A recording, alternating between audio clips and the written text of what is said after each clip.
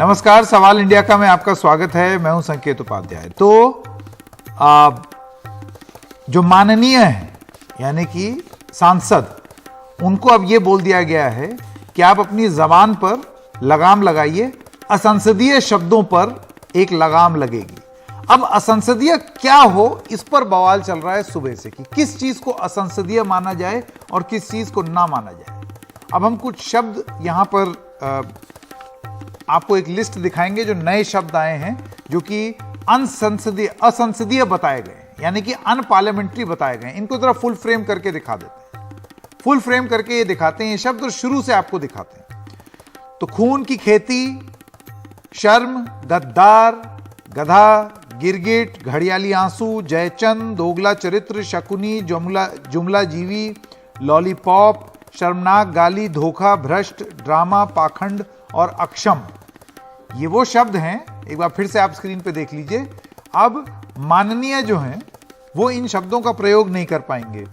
खून की खेती, शर्म, गद्दार, गधा, गिरगिट, घड़ियाली आंसू, जयचंद, दोगला चरित्र, शकुनी, जुमला जीवी, लॉलीपॉप, शर्मनाक, गाली, धोखा, भ्रष्ट, ड्रामा, पाखंड और अक्षम। ये हैं वो शब्द जिनका इस्तेमाल नहीं कर सकते। अच्छा, इस पर अब तमाम जो राजनीतिक दल हैं वो सवाल उठा रहे हैं कि ऐसे कैसे हो सकता है, फिर तो आप कोई सवाल ही नहीं पूछने देंगे। ठीक है, कुछ शब्द भले ही अमर्यादित हों, संसदीय ना हो, लेकिन शर्म, धोखा, भ्रष्ट, ड्रामा, ये सारे शब्द असंसदीय कैसे हो गए? जैसे अगर कोई भ्रष्ट हो तो उसको भ्रष्ट ना बोल करके आदमी क्या बोलेगा? और सवाल यह भी दिया गया कि इस नियम के हिसाब से तो भारतीय जनता पार्टी की आधी से ज्यादा स्पीचें रद्द हो जानी चाहिए थी। जब यूपीए 2 में वो आरोप लगाते थे कि ये सरकार भ्रष्ट है, उस समय की सारी स्पीचेस में इस शब्द का प्रयोग था। अब आइए आपको बताते हैं कि अलग अलग जो नेता हैं वो क्या कह रहे हैं। कांग्रेस की तरफ से भी बयान आए हैं, लेकिन 2-3 बयान ट्वीट के माध्यम से आए हैं। सबसे पहले डेरेक ओब्रायन, वो लिखते हैं, अब हम संसद में अपने संबोधन में कुछ बुनियादी शब्दों का इस्तेमाल नहीं कर सकते। शर्मनाक, गाली, धोखा, भ्रष्ट, ड्रामा, पाखंड, अक्षम जैसे शब्द, मैं ये सारे शब्द इस्तेमाल करूंगा, मुझे निलंबित कर दें, लोकतंत्र के लिए लड़ता रहूंगा। उन्हीं की पार्टी की एक और सांसद है महुआ मोइत्रा, वो लिखती हैं, आपका मतलब है कि मैं लोकसभा में खड़ी नहीं हो सकती और ये नहीं कह सकती कि कैसे एक अक्षम सरकार से भारतीय धोखा खा रहे हैं, उनके पाखंड पर किसे शर्म करना चाहिए। मतलब सारे शब्दों का उन्होंने इस्तेमाल कर दिया। तो लगातार ये सब सवाल उठाए जा रहे हैं। तो सवाल इंडिया का में आज जो सवाल हम पूछ रहे हैं वो है ये आपके स्क्रीन पर। शब्द बैन पर क्या आलोचना से बचने का ये प्रयास है? आरोप यही है कि आपने ऐसे ऐसे शब्द बैन कर दिए कि अब उसमें तो फिर आलोचना हो ही नहीं सकती। आलोचना बनाम मर्यादा, कौन तय करे कि क्या है असंसदीय, अनपार्लियामेंट्री क्या होता है? आलोचना के लिए क्या मचेगी पर्यायवाची शब्दों की होड़? देखिए अब क्या है, अब कुछ शब्द तो आ गए, अब कुछ लिस्ट हम लोग भी बना रहे थे अपने न्यूज रूम में। तो अब अगर कुछ शब्द जो हैं जैसे भ्रष्ट, जुमला जीवी, ये सब शब्द जब बैन हो गए हैं तो फिर जाहिर सी बात है वो पर्यायवाचियों पर जोर दिया जाएगा, सिनोनिम्स जिन्हें कहा जाता है। तो जो खून की खेती नहीं बोल पाएंगे वो क्या बोलेंगे? लहू की कृषि। अगर लोग शर्म नहीं बोल पाएंगे तो क्या बोलेंगे? लज्जाजनक। गद्दार को देशद्रोही। गधा नहीं बोल सकते तो क्या वैशाख नंदन बोलेंगे? घड़ियाली आंसू को मगरमच्छ के अश्रु बोलेंगे। जयचंद की जगह मीर जाफर बोल देंगे।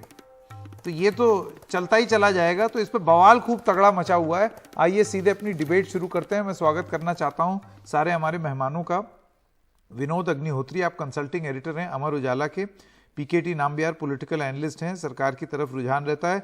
रागिनी नायक प्रवक्ता हैं कांग्रेस पार्टी की। ललिता कुमारमंगलम नेता हैं बीजेपी की, farmer chairperson national commission for women. आप सब लोगों का बहुत बहुत धन्यवाद। सबसे पहले ललिता जी, मैं आपसे शुरू करना चाहता हूं।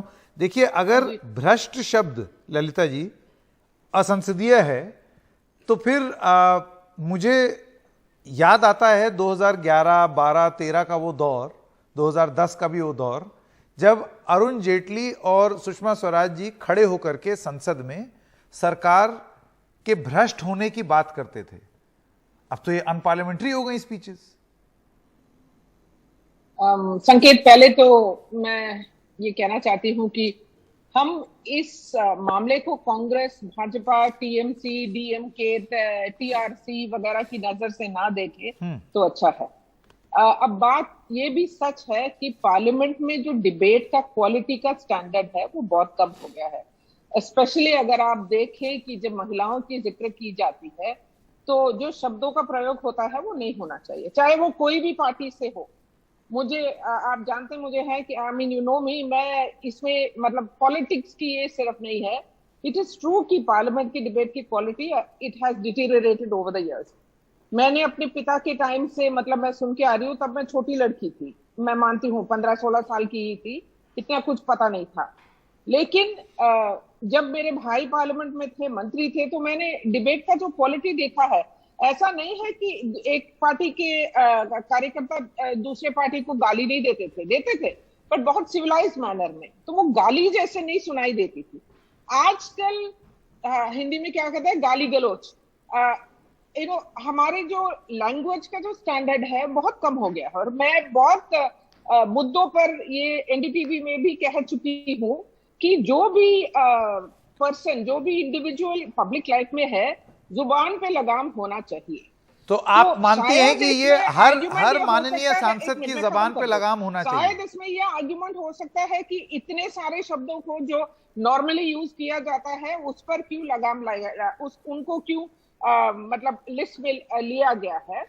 बट जनरल जो एफर्ट है, जो करने की कोशिश करें, उसके तो हित में हूं मैं। that हमारे पार्लियामेंटेरियंस की language, there should be a limit on the type of language use. वो ललिता जी ठीक है, लेकिन आप मुझे बताइए ना, भ्रष्ट शब्द अगर बैन हो जाएगा और अगर किसी को उसका जिक्र करना हो, मसलन आप ही की पार्टी को किसी और पार्टी पर आरोप लगाना हो या कुछ बोलना हो, तो अब भ्रष्ट तो बैन हो गया, तो हमें तो कोई और शब्द ढूंढना ही पड़ेगा ना, डिक्शनरी लेके बैठना पड़ेगा। मे भी पार्लियामेंटेरियंस को पढ़ने का एक मौका। मैंने तो देखिए, हाँ, हमने तो लिस्ट बना ली, जितने वर्ड बैन हुए, तो ठीक है, उसको आप पब्लिसाइज कर दीजिए वो लिस्ट। हाँ, हमारे यहाँ मनोरंजन भारती और प्रियदर्शन जी जो हैं, उनके साथ मिलकर के हमने लिस्ट बना ली। आप चाहें तो मैं ये लिस्ट आपके साथ शेयर कर सकता हूँ कि कौन कौन से शब्द हैं और उसमें क्या पर्यायवाची हैं जो कि कुछ हद तक सभ्य लगते हैं। जैसे गधा का वैशाख नंदन उतना बुरा नहीं लगता, तो लोग एक दूसरे को ऐसे करके संबोधित कर सकते हैं, क्यों? रागिनी नायक, मैं आपके पास आना चाहता हूं। घड़ियाली आंसू का, मगरमच्छ के अश्रु, दोगला चरित्र का दोहरा किरदार, और सबसे मजेदार जुमला जीवी मतलब बयानवीर। ये नई वोकैबुलरी क्या ठीक रहेगी? संकेत, मुझे लगता है गंभीर समस्या है और उसका बहुत ज्यादा सरलीकरण नहीं होना चाहिए। हाँ। संसद का मॉनसून सत्र शुरू हुआ नहीं और मोदी जी और उनकी सरकार की विफलताओं और नाकामियों को दर्शाने वाला हर शब्द असंसदीय घोषित कर दिया गया है, अनपार्लियामेंटेरियन करार दे दिया गया है। यानी कि जनता की आवाज को बुलंद करने वाले विपक्ष पर एक तरह का गैग ऑर्डर लगा दिया गया है। और अब अगर हम मोदी जी को इस बात पर तानाशाह कहें तो उन्हें बुरा लग जाएगा। कमाल की बात यह है, दो बातें मैं स्पष्ट तौर पर कहना चाहती हूं कि ऐसी सरकार जो विरोध और विसम्मति का एक स्वर भी बर्दाश्त नहीं कर सकती, ऐसी सरकार जो अपनी ओर उठती हुई हर उंगली को तोड़ देना चाहती है, ऐसी सरकार जो अपने ऊपर कोई सवालिया निशान बर्दाश्त ही नहीं कर सकती, वो सरकार अक्सर कमजोर और डरपोक सरकार होती है जिसका प्रतिनिधित्व एक डरे हुए प्रधानमंत्री करते हैं। और दूसरी बात, अब मोदी जी की विशेषताओं को बताने वाला हर शब्द, परिभाषित करने वाला हर शब्द अगर असंसदीय है तो वो मोदी जी के बारे में क्या दर्शाता है, ये भी सोचने का विषय है। तो इस देश में अगर जुमला शब्द का प्रयोग किया जाए तो पहली छवि किसकी आती है दिमाग में? मोदी जी की। और वो कांग्रेस की वजह से नहीं आती संकेत, वो तो अमित शाह जी की वजह से आती है, क्योंकि मोदी जी ने कहा कि 2 करोड़ नौकरियां दूंगा और अमित शाह ने कहा कि ये तो जुमला था। इसी तरीके से अगर आप स्नूप गेट शब्द का इस्तेमाल करें तो मोदी जी जब गुजरात के मुख्यमंत्री थे उनके कार्यकाल में जो कांड हुआ वो याद आता है। अगर आप कोविड स्प्रेडर शब्द की बात करें तो मोदी जी जिस तरह से कोरोना महामारी के दौरान कच्छ में मेले में बिना मास्क के घूम रहे थे और कोविड स्प्रेडर के नाम पर ट्रोल हुए, वो याद आ जाता है। तो पूरा देश अगर दंगों की आग में झुलस रहा है और मोदी जी के मुंह से एक शब्द नहीं निकलता, आंख से एक आंसू नहीं निकलता, लेकिन संसद में वो साष्टांग प्रणाम करते हुए अश्रुधारा बहाते हैं, तो घड़ियाली आंसू आप कहें तो मोदी जी याद आते हैं।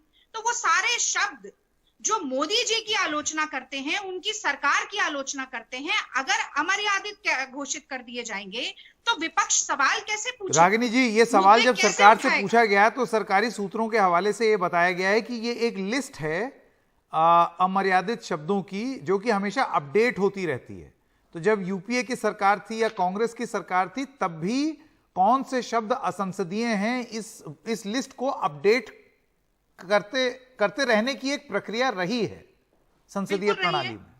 आप अगर यूपीए सरकार के दौरान जो शब्द असंसदीय घोषित किए गए और आज जो किए जा रहे हैं, उनका एक तुलनात्मक विश्लेषण भी अगर आप प्रस्तुत करते तो आपको पता चल जाता।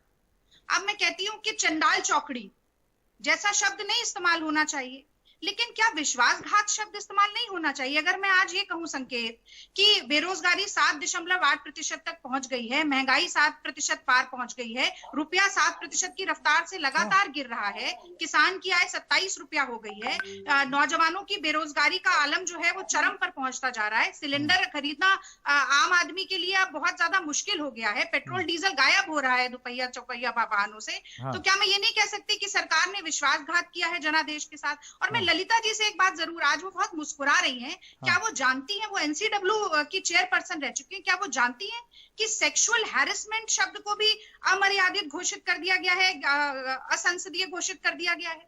हमारे देश में जहां पर हर 6 और 7 मिनट में एक यौन उत्पीड़न या सेक्सुअल हैरेसमेंट की घटना होती है, आप कह रहे हैं कि संसद में सेक्सुअल हैरेसमेंट शब्द का इस्तेमाल भी नहीं हो सकता? ये किस तरह का जेंडर बायस है? ये किस तरह की महिला विरोधी सोच है? इस पर मैं ललिता जी का राइट टू रिप्लाई। जी ललिता जी अपना जवाब दे दें, उसके बाद पीकेटी नाम्बियार और अग्निहोत्री। बिल्कुल बिल्कुल। फर्स्ट ऑफ ऑल मुझे तो बहुत दुख हो रहा है कि हमारे कांग्रेस के सदस्यों को अगर भाजपा में से कोई थोड़ा हंसे तो उनको अच्छा ना लगे, बट वो तो आम बात है, साधारण बात है। They hate seeing us happy, it's okay, no problem. अब बात ये भी है कि ये जो लिस्ट दिया गया है गवर्नमेंट की तरफ से, तो ये भी बोला है कि ये लिस्ट है। आजू डिबेट मैं मानती हूँ, प्लीज डोंट इंटरप्ट। मैंने आपको इंटरप्ट नहीं किया, बीच में मत बोलिए, इतना तो मर्यादा। अच्छा मैं पूछ रहा हूँ, एक सेकंड एक करके। ललिता कुमार मंगलम जी, सवाल ये है कि सेक्सुअल हैरेसमेंट जैसे मैं सवाल पूछ लूं, नहीं तो सब एक दूसरे के ऊपर बोलते रहेंगे। ललिता कुमार मंगलम जी, सवाल दोहरा दूं, सवाल एकदम स्पष्ट है। कांग्रेस का आरोप है कि सेक्सुअल हैरेसमेंट भी असंसदीय घोषित कर दिया गया, ऐसा क्यों? उत्तर देने दीजिए। आप महाशय को बोलिए कि जब मैं बोल रही हूँ वो इतनी तो कर्टसी हो कि वो बीच में ना बोले। मैंने उनको तो ये नहीं किया, टोका नहीं, अभी वो ना टोके, नहीं तो वही बोले, मैं चुप रहूंगी। वैसे भी तो कांग्रेस के देश भर बोलने से कोई सुनने के लिए जी बोलिए अपनी आप बात रख दें, वरना वो फिर बस यही मौका मिलता है, बोलने दीजिए। एनडीटीवी पे तो उनको बोलता है, बोलने के मौका ज्यादा ही मिलता है, बोलने दीजिए, no problem. I keep quiet, let us talk. देखिए जवाब संकेत, इनके पास जवाब नहीं है। रागिनी जी रुकिए। I am a polite person, the BJP is taught courtesy, the Congress is too arrogant for its own good। Lalita ji, sexual harassment सवाल मैं पूछ रहा हूँ, एक सेकंड, नहीं तो आप ऐसे राउंड चलता रहेगा। रागिनी जी एक सेकंड रुकिए, ये right to reply Lalita ji का है, सवाल मैं पूछूंगा, वो जवाब देंगे, बीच में नहीं।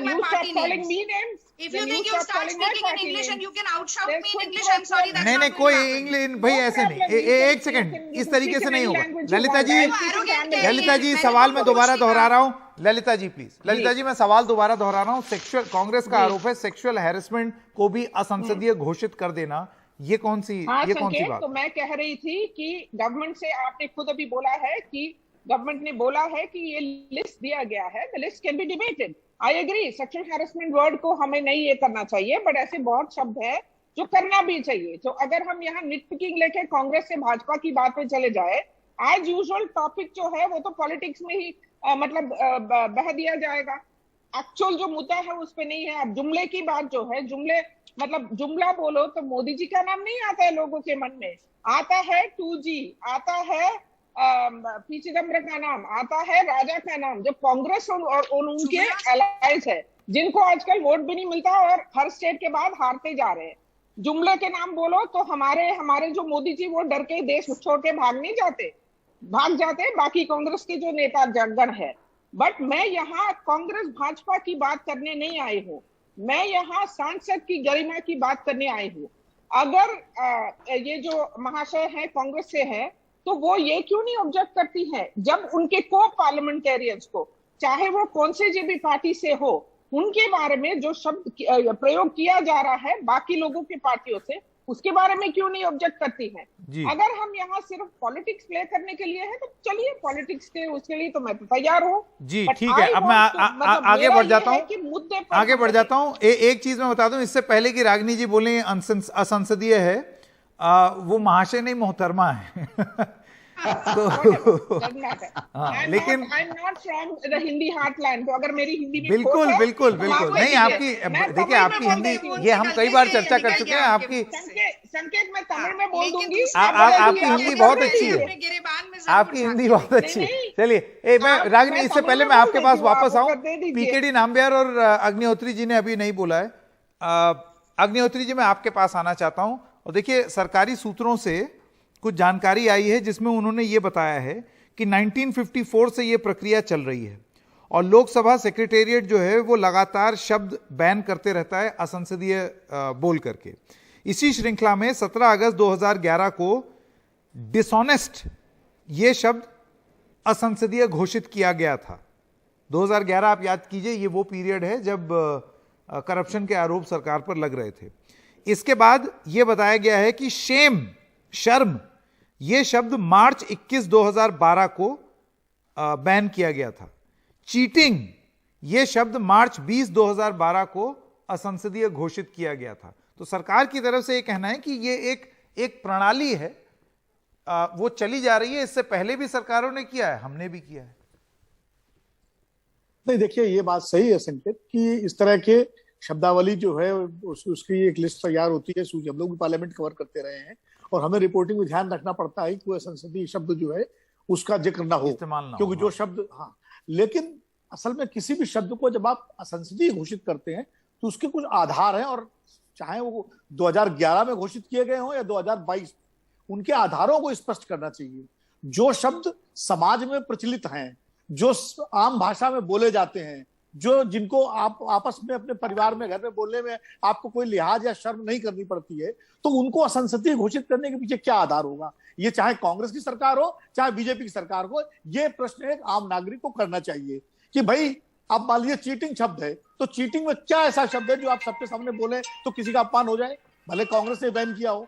या शेम का नारा तो पार्लियामेंट में हमेशा लगता रहा है, जब भी कुछ शेम या बकअप करते हैं सरकार, विपक्ष शेम लगाता है, लेकिन उसको बैन करने का क्या आधार था, मुझे नहीं समझ में आता। इसी तरह अब जो शब्द आए हैं, जो शब्दावली आई है, उसमें मुझे लगता है बहुत सारे शब्द, क्या अधिसंख्य शब्द ऐसे हैं जो आम समाज में बोले जाते हैं, मुहावरे हैं, लोकोक्तियां हैं। अब खून की होली जैसे है, अब हम अगर मान लीजिए ललिता जी की पार्टी पश्चिम बंगाल में ममता जी की सरकार पर कोई आरोप लगाती है हिंसा को लेकर के, तो खून की होली अगर बोल देगी तो उसमें क्या संसदीय हो जाएगा? या अगर कांग्रेस पार्टी, मतलब खून की होली तो बड़ा एक वो है, क्या कहते हैं, मुहावरा है। इसी तरह बहुत सारे मुहावरे हैं, लोकोक्तियां हैं जो अनुभव सिद्ध सदियों से बोले जाते रहे। अब उनको असंसदीय कहने का मुझे उसका कोई कारण समझ में नहीं आता। असंसदीय शब्द आमतौर पर वो माने जाने चाहिए जिनसे किसी व्यक्ति का अपमान होता हो, जिनसे किसी वर्ग का अपमान होता हो, जिनसे किसी की भावनाएं आहत होती हो, या जो सामाजिक शिष्टाचार और सामाजिक मर्यादा के खिलाफ हो, जैसे गाली गलौज की भाषा है। जैसे ललिता जी ने कहा, बिल्कुल ठीक कहा,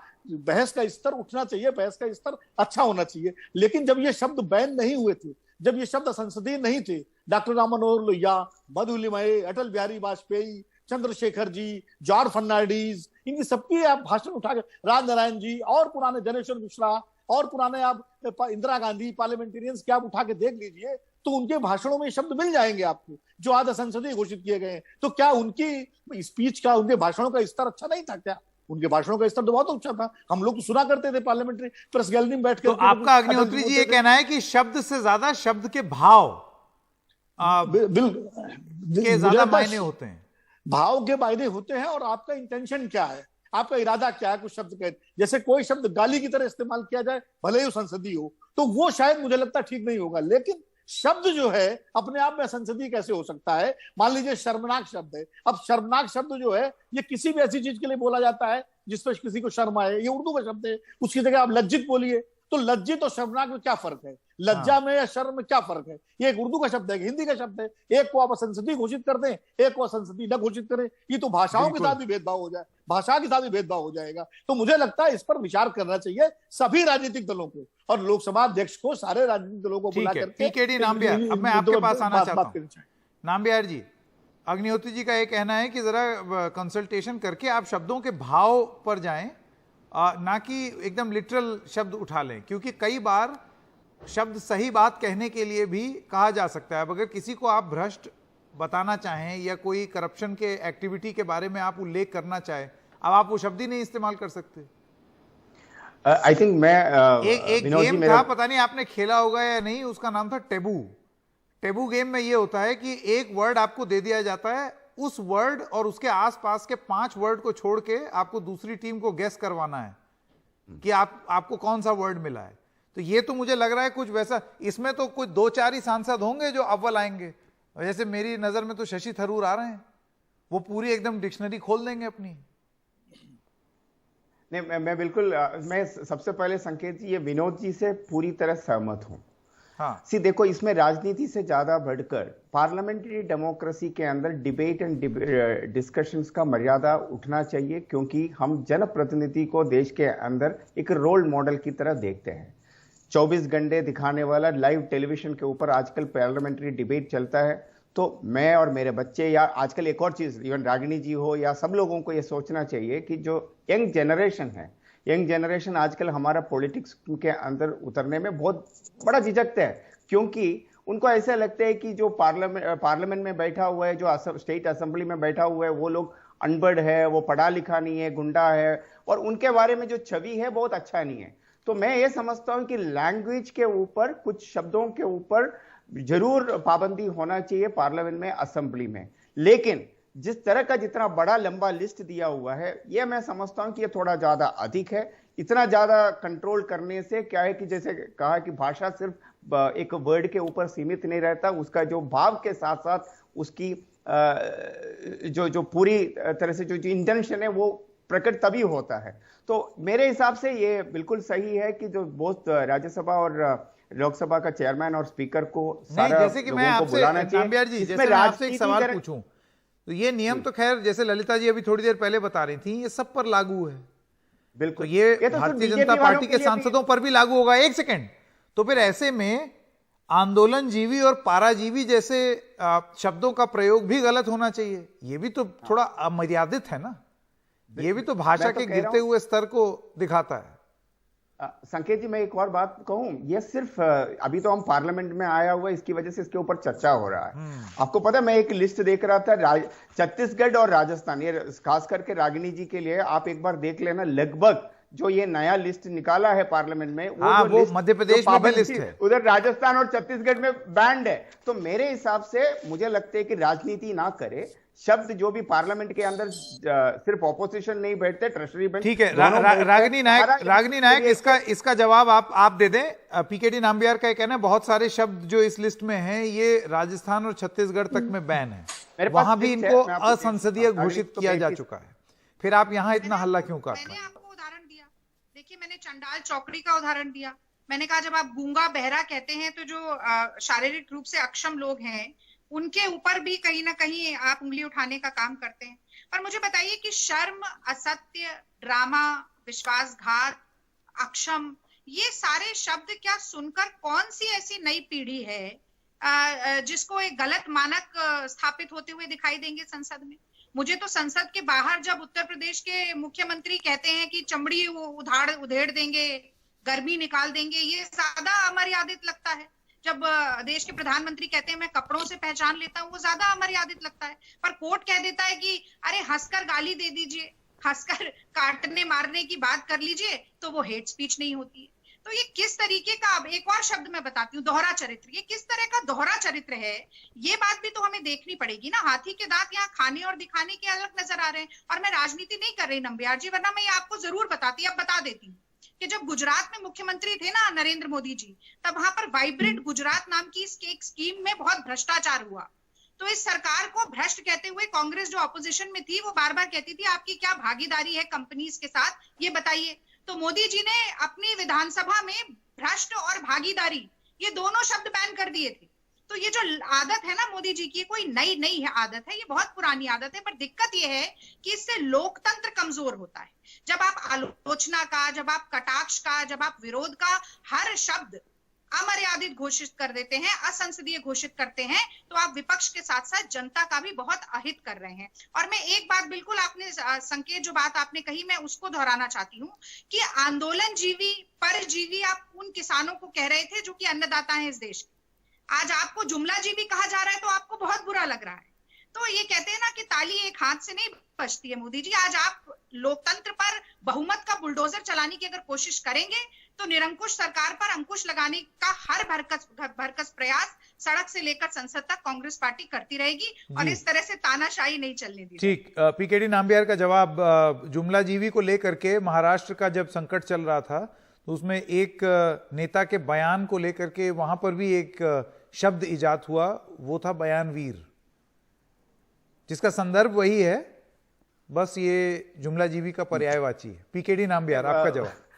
मैंने जैसे कहा ना, शब्द मैं खुद हैरान हूं कि इतनी बड़ी लिस्ट की जरूरत नहीं है। मुझे लगता है कि ये पार्लियामेंट के अंदर या मल्टी पार्टी डेमोक्रेसी है, वो लोग स्पीकर या वाइस चेयरमैन से बात करके सॉल्व कर सकते हैं या ठीक कर सकते हैं। लेकिन बात यह है कि हर चीज को राजनीतिकरण करना, अगर कोई कांग्रेस का नेता के साथ यही प्रॉब्लम है आज की डेट में, हर चीज में लॉयन के मुंह में कितनी दांत है, दांत का साइज छोटा है बड़ा है। अरे देश के अंदर और भी बहुत बड़े बड़े इश्यूज है, उसके बारे में चर्चा करो, बात करो, ना कि सिर्फ दांत गिनने से और वर्ड के अंदर जो इधर उधर का ढूंढने से कुछ नहीं होगा। ऑपोजिशन का काम करो, ऑपोजिशन का काम करो। एंड आई थिंक इस देश के अंदर एक बहुत बड़े जरूरत है एक अच्छी ऑपोजिशन का, पार्टी को मजबूत करो। रागिनी जी, ये बातें बिल्कुल अच्छा है। आप अभी भी सीएम मुख्यमंत्री नहीं है अभी मोदी जी तो प्रधानमंत्री बनकर भी 8-8.5 साल हो गया। उधर आप सीधा वापस आइए।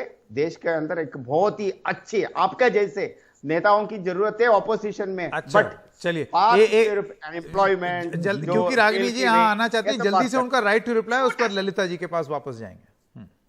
देखिए, आपने बिल्कुल ठीक कहा, ना मोदी जी गुजरात के मुख्यमंत्री है, ना कांग्रेस पार्टी सत्ता में है। तो कांग्रेस पार्टी को प्रवचन देने से अच्छा थोड़ा सा इस सरकार को प्रवचन दीजिए और बताइए लोकतंत्र कैसे काम करता है। एक सर्वदलीय समिति बुलाते, सारे दलों को बिठाते, बैठक करते, बातचीत करते और एक लिस्ट निकालते तो सबकी सहमति उसमें सम्मिलित होती। पर ये अंगूठा टेक राजनीति है ना, मेरी मुर्गी की 1.5 टांग तो 1.5 टांग, जो मैं चाहूंगा वो करूंगा, ऐसे लोकतंत्र नहीं चलता। और शेर के दांत की बात, एक मिनट नंबियार जी, शेर के दांत की आपने बात की, मैं मुझे भी दहाड़ता हुआ शेर बहुत अच्छा लगता है, पर मेक इन इंडिया के शेर को दहाड़ सुनवाते ना देश को, उसकी गर्जना सुनवाते, जो कि भीगी बिल्ली बन के दुम दबा के बैठा है। जो शांति का स्तंभ है, जो अमन का प्रतीक है, उसको आपको दहाड़ दिखानी है। और जो मेक इन इंडिया आप इतना बड़ा शेर बना के घुमा रहे थे, वो आज खुद जलेबी की तरह घूम रहा है और मेकिंग इन इंडिया में कुछ हो नहीं रहा है, सब चीन से यहाँ पर इंपोर्ट करना पड़ रहा है। तो मैंने जैसा शुरू में कहा कि मोदी जी की कथनी और करनी के बीच में बहुत बड़ी खाई है,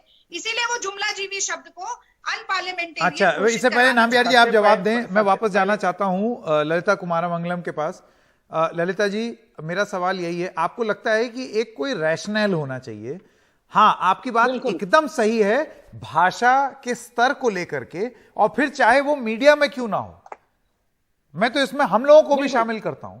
हम लोगों के लिए भी बहुत जरूरी है कि इस तरीके की भाषा का प्रयोग ना हो। यहां तो खुलेआम गाली गलौच हो रहा है मीडिया में, लात घूंसे चल रहे हैं टीवी स्टूडियो में। कि जो ये नहीं होना चाहिए। भाषा है वो इतनी गंदी हो गई है कि मेरे जैसे लोग जो बहुत सालों से मतलब पार्लियामेंटेरियंस, और मैं वो डिबेट बहुत सुनना बहुत मुझे अच्छा लगता था, आजकल मैं तो सुनने के लिए तैयार ही नहीं हूँ, क्योंकि भाषा इतनी गंदी हो गई है, लिटरली गंदी हो गई है। बट हाँ, अगर लिस्ट में लोगों को लगता है कि ऐसे शब्द होना चाहिए या नहीं होना चाहिए, तो ठीक है, आप ब्रिंग इट अप, अपने लोकसभा में जो या राज्यसभा में जो मेंबर्स हैं उनको बोलिए, चाहे वो कम हो चाहे वो ज्यादा हो, बोलिए, वो आप तर्क करिए उसके ऊपर। और मुझे एक बात कहनी थी कि मैंने पहले बहुत जो, और ये शशि थरूर जिसका आपने जिक्र किया था, वो आज भी करते हैं कि सार्काज्म, कटाक्ष कहते हैं शायद हिंदी में, उसका क्यों नहीं प्रयोग कर सकते हैं? कटाक्ष से बहुत चुभती है, बिकॉज शब्दों का प्रयोग जो होता है बहुत मीठी मीठी शब्द होते हैं। और ये पहले बहुत दिन पहले सार्काज्म, अरुण जेटली जी ने, सार्काज्म, एग्जैक्टली, अरुण जेटली जी ने बहुत दिन पहले कहा था, और सुषमा जी, जिनकी भाषा पर कोई उंगली नहीं उठा सकता है, वो दोनों जब तर्क करते थे तो उनकी भाषा में वो दोनों ही भ्रष्ट शब्द। आज ही मैंने अरुण जेटली जी की एक स्पीच सुनी 2011 की, यही तो उसमें कम से कम 8-9 बार उनका जिक्र था, उन्होंने करप्शन बोला। बिल्कुल बिल्कुल, मैं अब आज तो असंसदीय हो जाती है। अगर ऑपोजिशन पार्टीज के लोगों में असंतुष्टि है इस लिस्ट के साथ, तो लेके आप रखिए ना, रखिए पार्लियामेंट में ही, आप बोलिए कि देखिए हम क्यों नहीं ये शब्द यूज कर सकते हैं। आपके अपने जो ये टीवी डिबेट में हम डिबेट कर रहे हैं, वहां डिबेट करिए।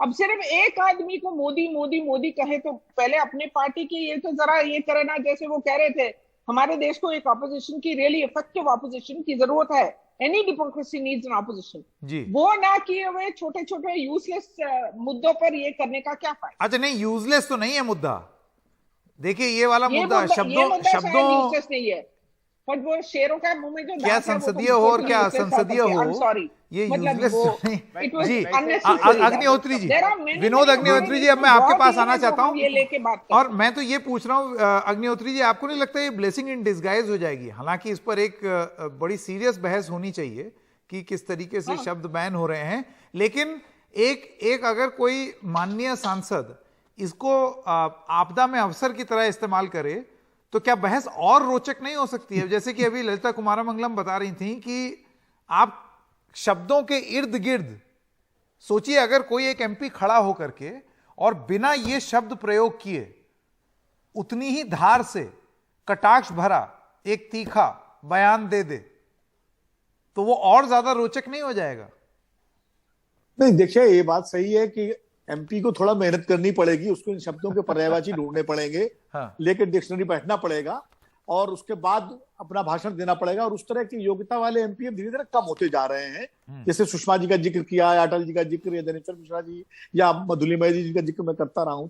बहुत सारे एमपी जो बहुत अच्छा बोलने वाले एमपी हैं, अभी भी हैं, लेकिन उसके लिए उनको मेहनत करनी पड़ेगी। मुझे लगता है कि नए शब्द भी गढ़े जाने चाहिए, और नए शब्द अगर आप गढ़ते हैं, मैं तो कहता हूँ बयानवीर बहुत अच्छा शब्द है, उसमें क्या दिक्कत है भाई? बयान देने में तो सबसे ज्यादा आगे बयानवीर। ज्यादा मत बोलिए, बैन हो जाएगा।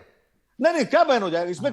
भाई भाषा, मुझे लगता है इस मामले में एक भाषा विशेषज्ञों की, भाषाविदों की कमेटी बनाई जानी चाहिए पार्लियामेंट की तरफ से, जिसमें अंग्रेजी के, हिंदी के, उर्दू के, तमाम भाषाओं के विद्वान हो, और वो तय करें कि कौन से शब्द जो है असंसदीय और कौन सा संसदीय है।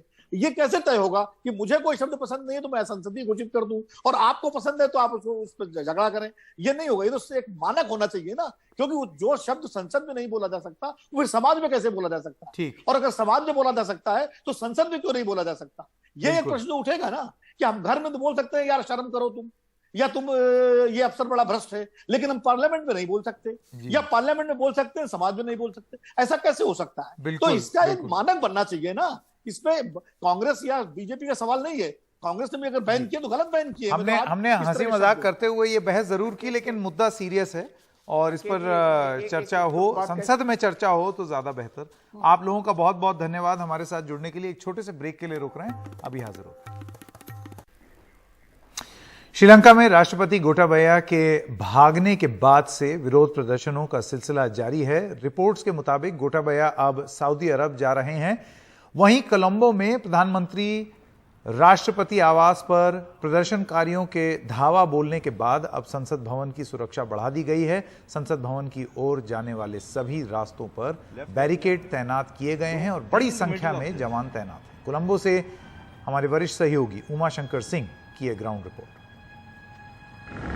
कोलंबो में श्रीलंका की संसद की तरफ जाने वाली ये मुख्य सड़क है और इस मुख्य सड़क को यूं बैरिकेड कर बंद कर दिया गया है, क्योंकि जिस तरह से प्रदर्शनकारियों ने यहाँ धावा बोला था, अंदर घुसने की कोशिश की थी, काफ़ी अंदर तक चले भी गए थे। उसके बाद यहाँ सुरक्षा बल और सेना को तैनात किया गया है और साथ ही साथ अपील की गई है लोगों से कि वो इस तरह की चीज़ों को हाथ में ना लें जिससे अव्यवस्था फैले।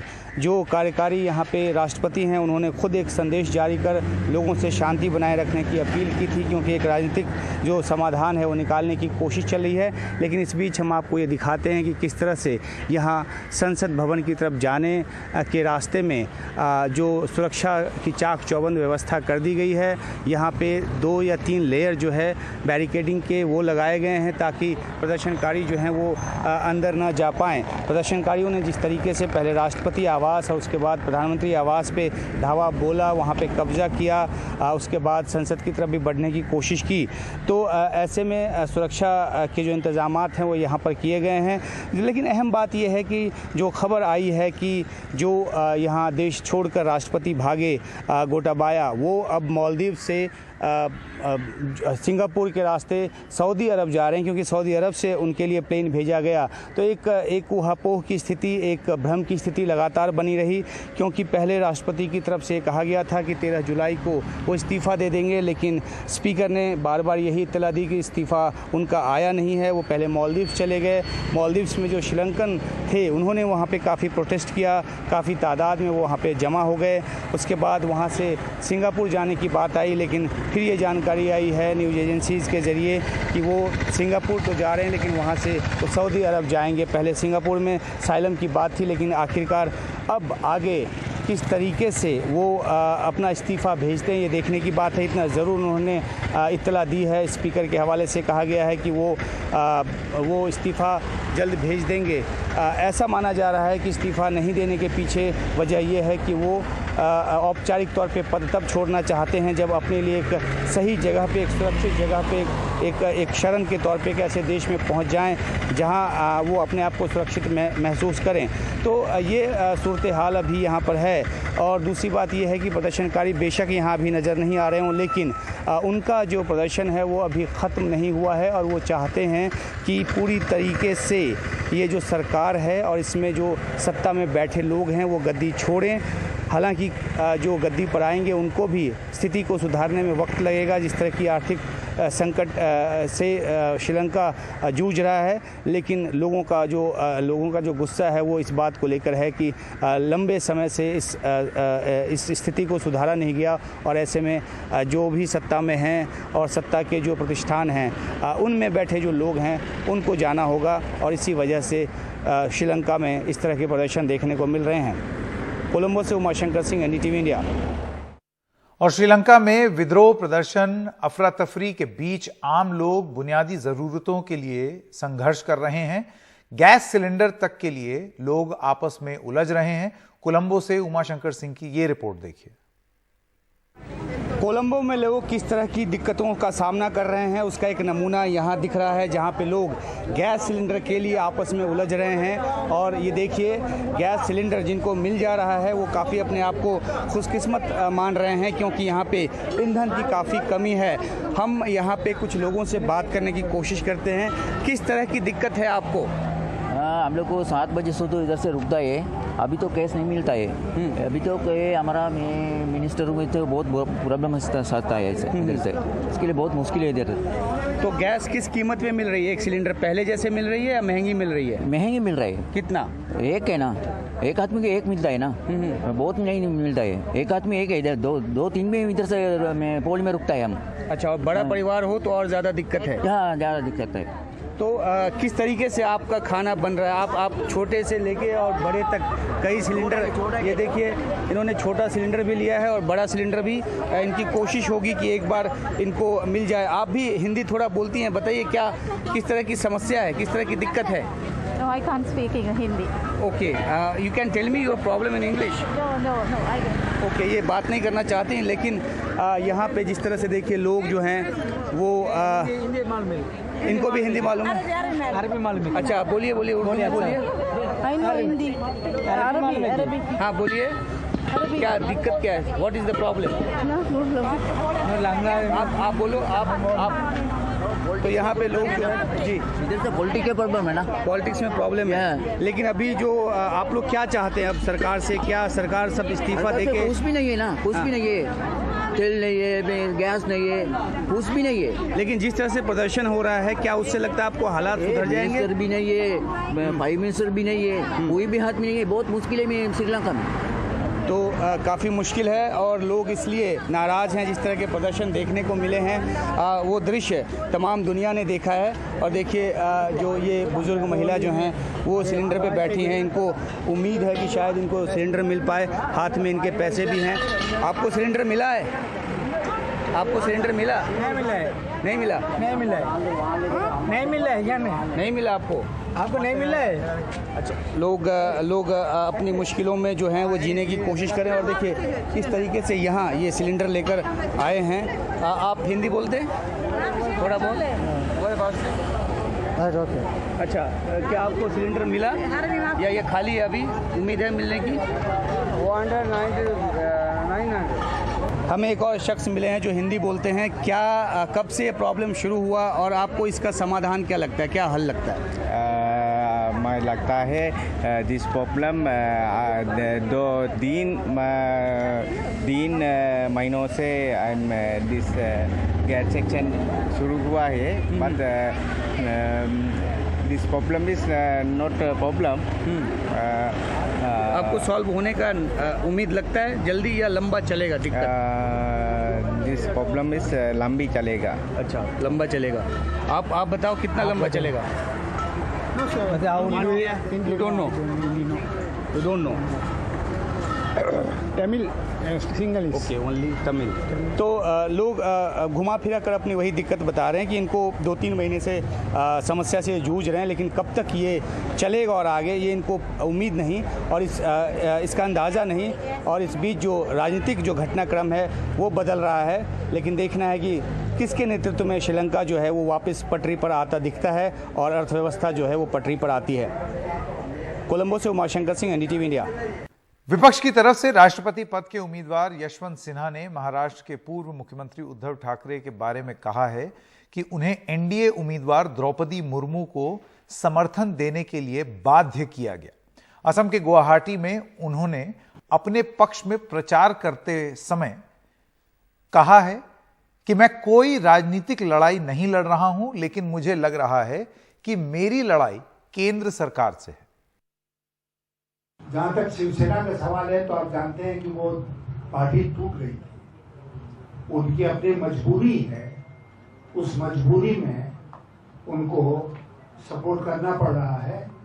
लेकिन मैं आपसे साफ शब्दों में कहना चाहता हूं कि राष्ट्रपति चुनाव के ठीक पहले इस प्रकार की तोड़फोड़ जो हो रही है वो भारत सरकार के द्वारा की जा रही है। अपने शक्तियों का दुरुपयोग करके भारत सरकार कई लोगों के लिए एक परिस्थिति पैदा कर रही है जिसमें कि वो विवश हो जाएं, कंपेल हो जाएं अपना वोट उनको देने के लिए। महाराष्ट्र के एकनाथ शिंदे सरकार ने पेट्रोल डीजल के दाम घटाने का ऐलान किया है। महाराष्ट्र में पेट्रोल 5 रुपए और डीजल 3 रुपए सस्ता किया गया। आज सबसे महत्वपूर्ण जो निर्णय है जो केंद्र सरकार ने निर्णय लिया था, प्रधानमंत्री जी ने उनके जो केंद्र सरकार का जो टैक्स है वो कम किया था और राज्यों को भी आह्वान किया था कि आप भी अगर कम करें तो डबल बेनिफिट लोगों को मिल सकता है। लेकिन कई राज्यों ने वो निर्णय लिया था, हमारे महाराष्ट्र सरकार ने नहीं लिया था। लेकिन आज वो निर्णय में हमारे डीसीएम साहब और हमारी चर्चा हुई है, अधिकारियों से चर्चा होने के बाद यहाँ पर पेट्रोल पे 5 लीटर प्रति लीटर 5 रुपया कम करने का निर्णय और डीजल पे 3 रुपया प्रति लीटर कम करने का निर्णय, ये भी महत्वपूर्ण निर्णय आज लिया है। इससे महंगाई कम हो जाएगी, लोगों को राहत मिलेगी।